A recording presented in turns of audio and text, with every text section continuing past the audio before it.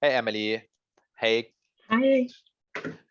today we have a special episode because we get an expert on and off platform solutioning. Emily, thanks so very much for joining us for our 20th episode of Road to CTA. Hello. Hi, Johan. Thanks for having me. I think we met each other on LinkedIn via a post you did on and off platform, and you had my curiosity because we talked about it a little bit. Salesforce is not good for everything. Know your boundaries.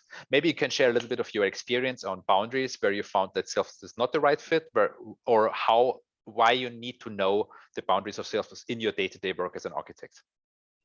Yeah, for sure. So I've been working on the Salesforce platform for about 11 years now, and I've seen lots of different, use cases, lots of different customers implementing Salesforce. But sometimes they'll need stuff that Salesforce, the core platform, just doesn't really do that well. So, I mean, there are so many things that Salesforce does do well. When you're thinking about core platform, Sales Cloud, Service Cloud, the kind of the main bit where your users are logging in and doing most of the customer type stuff, right? But then when you start thinking about limitations that they might hit, maybe they've got too much data to fit in the platform, and you need to be able to store that somewhere. Maybe they've got some really big, long requirements for storing data, like financial services companies who have to hold on to hundreds of millions of transactional records for 7+ years, that kind of thing. So one of the things that I guess have come across is that sometimes you need to look outside of Salesforce to find the best solution that plugs into your, Salesforce org system. Yeah. Thank you very much for the introduction. This is a good point. I think we all have seen these projects where we try to cram everything into Salesforce, and at least from my experience, mine always failed when I tried to do something where Salesforce is just not suited for. Yeah. As every episode, this is our personal opinion. I'm not affiliated with Salesforce in any way. Emily, you're also not affiliated with Salesforce in any way. We speak as just two people. We are not CTA judges. No, we don't share anything related to the review board. This is our personal opinion. So please do your own research. Please make sure to not only rely on what we talk about today. And as always, we both support Refugee Force, and I can say wholeheartedly, I'm super happy Refugee Force just came to Berlin. They have now a branch. They are not only training Dutch Salesforce professionals, but also Berlin-based Salesforce professionals. So please, if you need a Salesforce professional today, go to refugeeforce.com, reach out to them. You get highly trained, highly skilled refugees who are super professional and motivated to work in your team. And with that out of the way, Emily, why do I have to care about on and off platform? Yeah, so I guess that intro that we had saying Salesforce is not good for everything. When you're thinking about the requirements that you've got and you have this core Salesforce platform that you're working with, there are some things, I guess, to think about when you're considering should the solution be on platform, or maybe do I need to look elsewhere? So one of the things to look at is capability. Now that's capability of both the platform, but also your team. So you might have a system that has these capabilities around, I guess, one of the examples that I come across a bit is file storage and document management systems. So on platform, Salesforce has got Salesforce files, right? And it's got a lot of the capability that you might be looking for with document management systems, but it doesn't have all of it.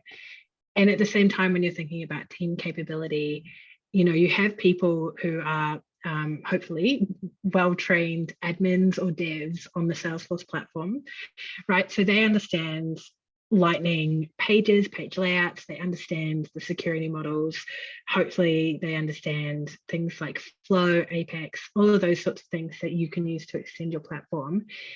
And if you're going to go outside of that, do they have the capability to support something that might be off platform? So that's something to weigh up.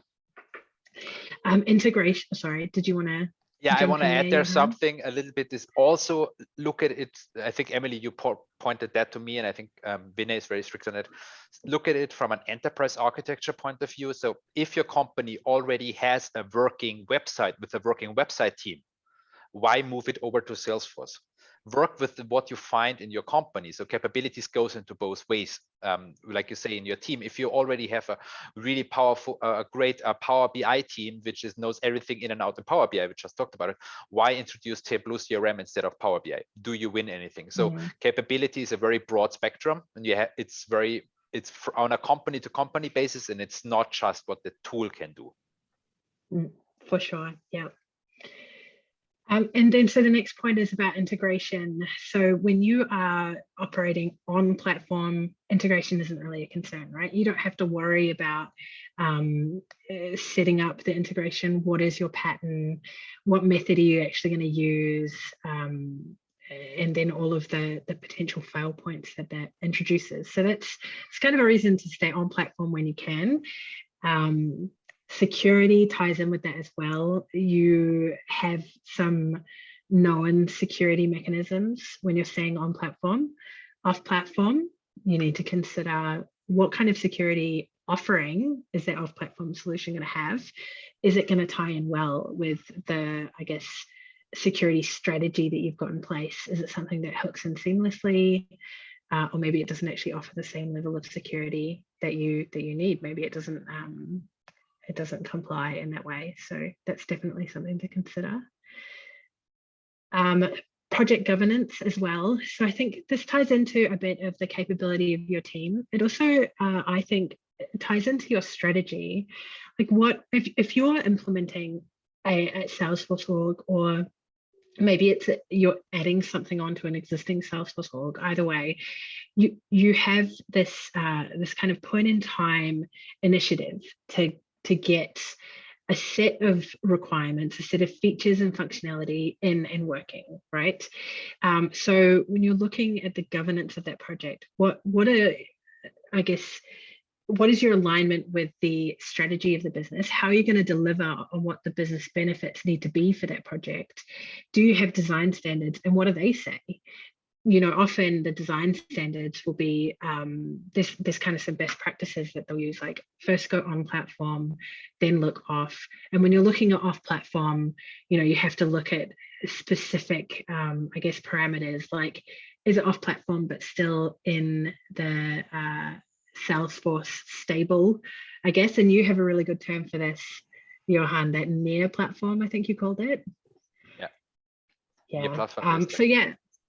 On platform, near platform, you might be purchasing an additional product from Salesforce, but it's still Salesforce. You know them, you have a relationship with them. Or do you need to look elsewhere? Maybe the capability just isn't there when it's core, or you know, something that's still within the Salesforce suite of products. So strategically, how does that align, and how does that link into your design standards? Because you want to make sure you're aligning to those all the time. And I think the last one is something we all know from our real world: cost. Don't underestimate the cost for adding another system, especially if it's completely off platform or near platform. You need not only the licenses, but you also need the resources to set it up. It costs you maybe a delay in your project. So what I often see is, yes, we have this great in-house solution which already works or whatever, but I put it onto Heroku. This is cost. And even in the CTA review board, you should always make budget conscious decisions. Emily, we both have a business background, so we think in cost. Don't underestimate additional cost. Either way, if you do it on platform, something which you have to be completely custom building instead of going off platform because you already have the Salesforce licenses, maybe it takes you 6 months more development cost, which is, yes, your development cost, but also the cost of the business not having the solution. Time to market is also a cost. Definitely. It's that total cost of ownership that you have to know. Business, I guess, leaders, maybe this is old school, I don't know, it's a long time since I was at uni, but they always talked in terms of that CapEx and OpEx, that capital expenditure. That might be what you spend in the first year on getting the project done. But what is that going to cost every year maybe you have to hire a new developer to support it. How much does that salary cost? What are, if you're introducing lots of fail points, or potentially you've picked a solution that's not that scalable, what is that going to cost you when you have to revisit it in a couple of years' time to rebuild it entirely? So all things to consider for sure. It all ties in. I think it's one of the most complex decisions we have to make, the on and off platform decision, because it ties into everything else. So how do we actually make this decision?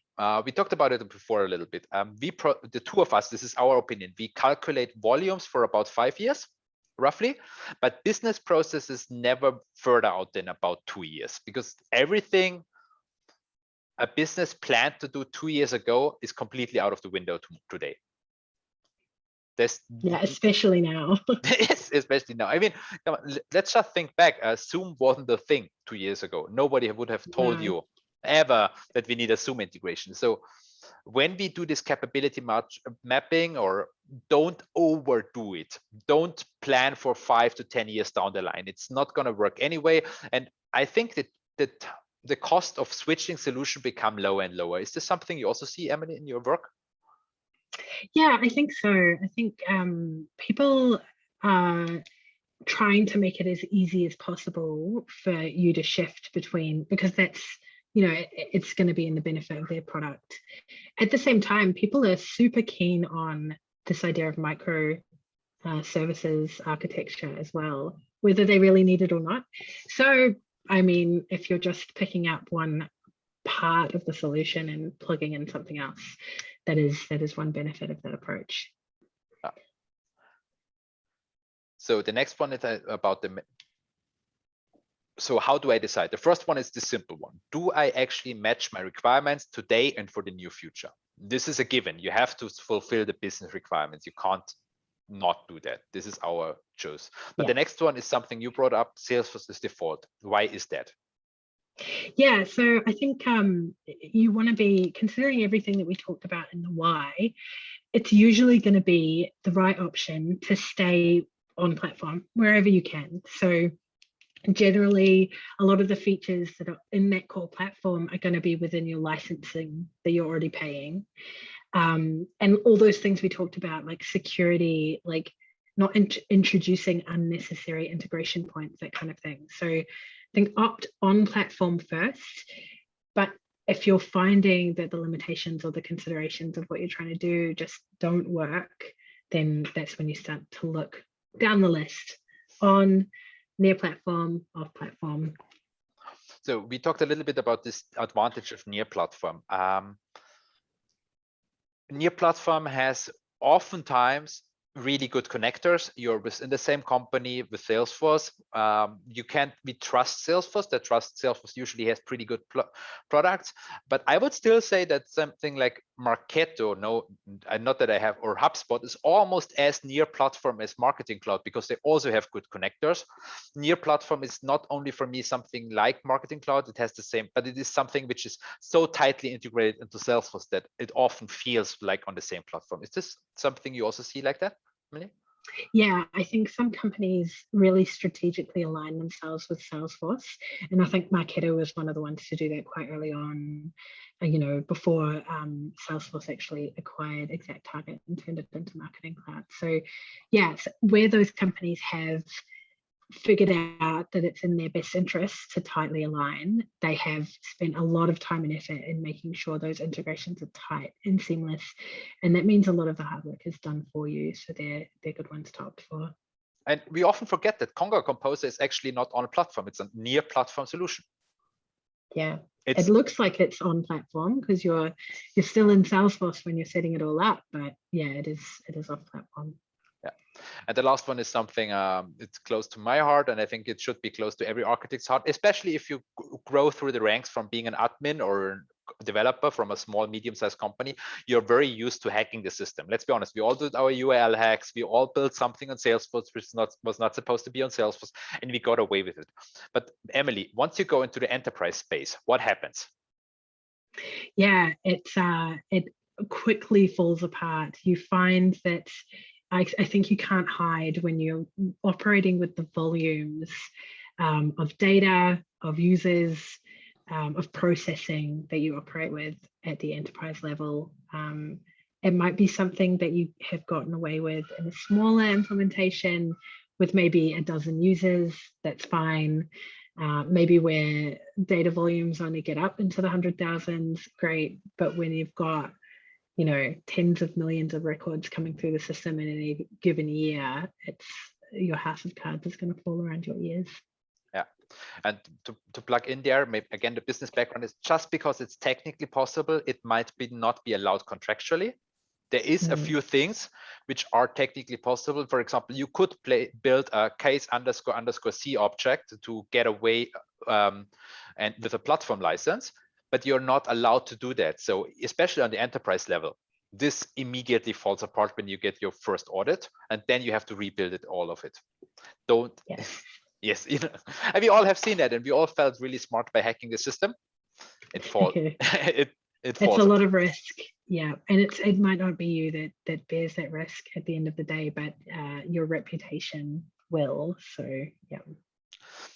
This maybe brings a little bit, how do I see my role as an architect? I think, okay, Emily, I personally think that a lot of solution architects, admins, developers can build great architecture. I think my role is mostly to avoid these kind of risks. I think very paranoid about architecture. Emily, about you? I always think, we talked about it, yeah. we think in risks and limitations and considerations. Yes, we were talking about every time we get that new shiny feature introduced by Salesforce marketing, you look through whatever documentation, you do that Control F for considerations, for limitations, like, this is nice, but what can it do? What do I need to know before I start implementing this? I immediately look for numbers. Yeah. No, flow can only have 2,000 elements. What does this mean? What is the limit? What is the limit of, you know, I love new record trigger flows, but I immediately check the limitations to not have a project go well for the first 3 months and suddenly it doesn't. Yeah, that's embarrassing. You don't want that to happen to you. So you want to step up your game. You want to be a better on-off platform, near platform architect. Emily, what do I do next? Yes, so we talked a little bit about some kind of mental exercises that I think are really good to do that will help you grow your on-off platform solutioning ability. So, I mean, first of all, we just need to know the world outside of Salesforce. There is a world outside of Salesforce. No! One day Salesforce won't be the hot CRM that it is right now. I'm sure something else more amazing will come along one day. So it's good for us to know. So think like an enterprise architect. Don't think like a Salesforce architect. So what I mean by that is consider the entire enterprise, I guess, software landscape. What kind of systems would you need to start an entire company off on an IT sense? Your email systems, you know, yes, your CRM, an ERP, document management systems, that kind of thing. And how would you do that? How would you do that if you didn't have Salesforce at all? I think is a really interesting way to think. So that you can have, I guess, a good understanding of what options there are out there, what are the trade-offs, and when you should be picking from these different lists of potential offerings to make your solution the best one that it can be. I really want to stress this alternative and think like an enterprise architect. Again, I mention Vinay all the time, but this is what I learned about Vinay. Imagine you draw a system landscape, but this time Salesforce is not at the core. What happens? How do you start to think about it? Practice and understand the boundaries between the two systems, between the system. What happens there? This already concludes our today's Road to CTA episode. So I want to quickly finish up. We didn't practice that. Emily, what's your favorite not Salesforce tool? Oh, my favorite not Salesforce tool. Does it have to be IT based or could it be just anything? Anything. I think just I enjoy grubbing around in the garden and planting veggies and things like that. So a spade, I guess. Very simple, but yeah. And if you look at the spade, didn't change much for the last 5, 6, 7,000 years. We changed it. Yeah, this is, and for me, it's the bike. I like to ride my bike. It's nice. my preferred way to get around. But I still want to know the alternatives. And I can actually say there, last winter, my partner and I made the rule that for a few weeks, we don't ride our bike, we walk everywhere, see how it feels, see how it changes. I actually didn't stick with it, but now I know it at least. Yeah, that's cool. So shake up, know the world outside of Salesforce, know the world outside of bikes. It's a horrible world outside of bikes. Bikes are just nice. I don't think I'm going to try any alternatives for shovel in the garden. I don't think I can think of any. Just getting in there with my hands, I don't think that's going to work for me. No, I think humankind didn't come up with an alternative in the last 10,000 years. I would not expect you to be the one who comes up. Yeah, maybe that'll be my legacy. Yeah. Yes. Okay. Thank you very much, Emily, for taking the time. Thanks, all of you. No problem. So this concludes our 20th episode of OnOff Road to CTA. And Emily, I see you soon posting in a couple of years your CTA LinkedIn post, isn't it? Thank you. Yes, I hope so. Thanks, Johan. Thank you. Bye.